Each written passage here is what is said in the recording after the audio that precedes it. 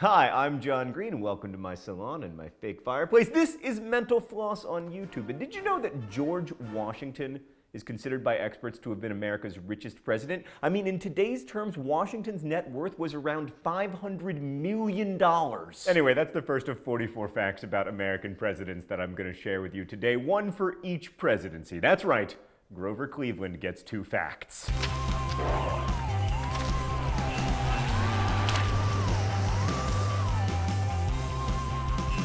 Although these days, of course, he's known as a founding father. As a lawyer, John Adams defended the 8 British soldiers involved in the Boston Massacre, and he got 6 of them acquitted. The Jeffersonia plant is actually named after Thomas Jefferson. Botanist Benjamin Smith Barton knew that Jefferson was interested in botany, so in 1792, he renamed the wildflower in honor of him. James Madison's second cousin was American President Zachary Taylor. The capital of Liberia, Monrovia, is named after James Monroe. John Quincy Adams and his wife Louisa used the Harry Potter and Ginny Weasley method of baby naming. Their 4 kids were called George Washington Adams, John Adams II, Charles Francis Adams, and Louisa Adams. In 1835, a man named Richard Lawrence tried to assassinate Andrew Jackson. Lawrence's 2 separate pistols both misfired, then Andrew Jackson chased him away with a walking cane. The first president to be born a citizen of the United States was Martin, look at those sideburns, Van Buren. Although for the record, they weren't called sideburns at the time, they were called side whiskers. They wouldn't be known as sideburns until Civil War General Ambrose Burnside. Extra fact for you today on Mental Floss. William Henry Harrison dropped out of the University of Pennsylvania Medical School and then went on to be a quitter as president as well, because he died after just like a month in office. John Tyler had the most children of any president, 8 with his first wife and 7 with his second wife, for a grand total of 15 kids. When he was a baby, James K. Polk's parents intended to baptize him as a Presbyterian, but his father, Samuel Polk, wouldn't profess his own faith, which the ceremony required. Samuel got into a fight with the minister, and the baptism never happened. James was baptized, however, later in life as a Methodist. I mean, much later in life. It was on his deathbed. Before he was president, Zachary Taylor had never voted. Millard Fillmore's great-grandfather was a pirate. Nathaniel Hawthorne and Franklin Pierce attended Bowdoin College together, which helps explain why Hawthorne later wrote the biography, The Life of Franklin Pierce, a boring subject for a very boring writer. I'm just kidding, I like the Scarlet Letter. Anyway, James Buchanan never married, so his niece,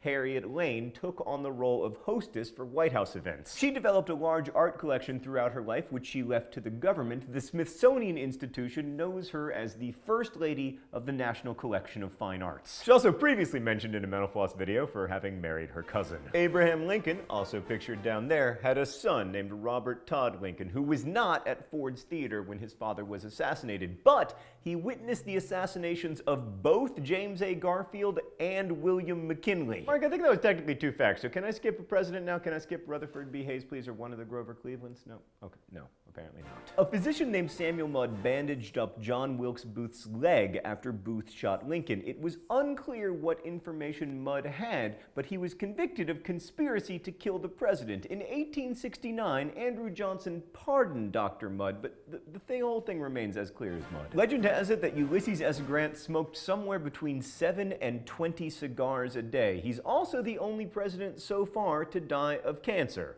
It was throat cancer. During the Civil War, 4 of Rutherford B. Hayes' horses were shot while he was riding them. I mean, not all 4 at the same time. No one can ride 4 horses simultaneously. You know what I meant. Oh, come on, Mark. I guess it's technically possible to ride 4 horses at the same time. I mean, shut up! When James A. Garfield was shot, Alexander Graham Bell, who invented the telephone, tried to locate the bullet with a metal detector that he had invented.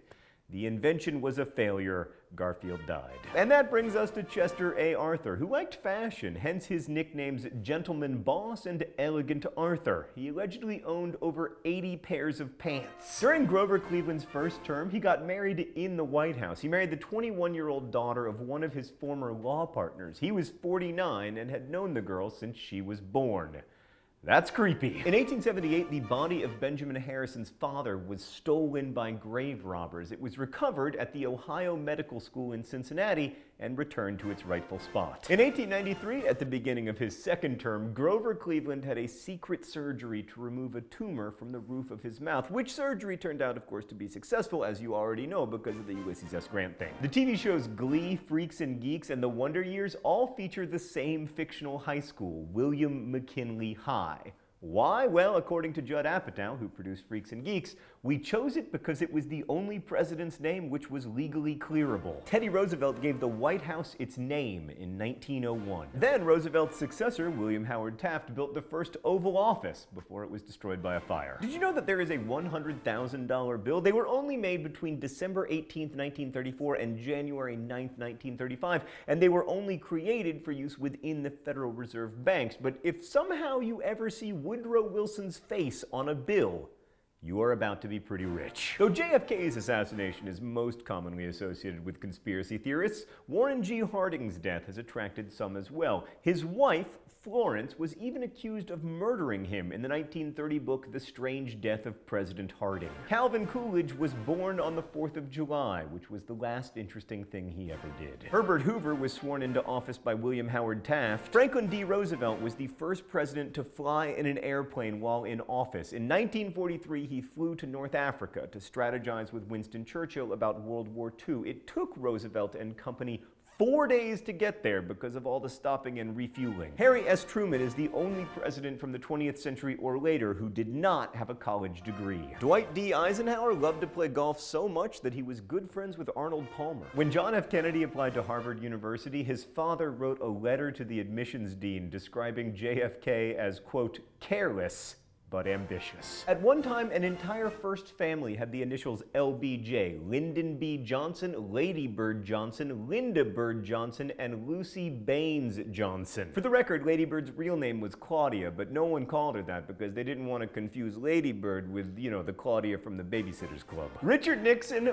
loved to play poker. In fact, when he ran for Congress, he even used poker winnings to finance his campaign. Gerald Ford worked for a summer as a ranger at Yellowstone National Park when he was 23 years old. He later referred to that time as, quote, one of the greatest summers of my life. In 1969, Jimmy Carter claimed he saw a UFO in Georgia. He never blamed aliens, but he said that he saw a green light in the sky appear and then disappear.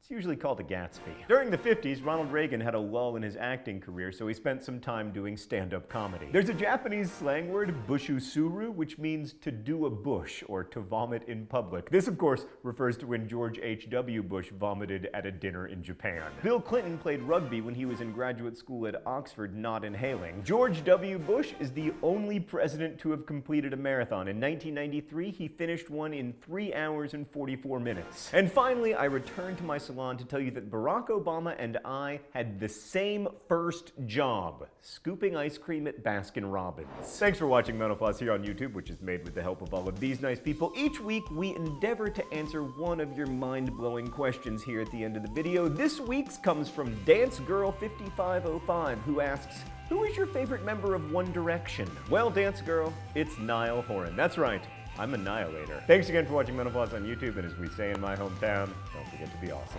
P.S. Me from the future here, sorry about my cold. I just want to let you know that this episode of Mental Floss was made possible by Audible.com. Audible has a huge library of audiobooks and other forms of audio entertainment. They have over 150,000 titles. Like if you like American politics as much as I do, you might want to check out The Passage of Power, the biography of Lyndon Johnson by Robert Caro. You can download a free audio of that book or most any book, including all of mine, at audible.com/mentalfloss.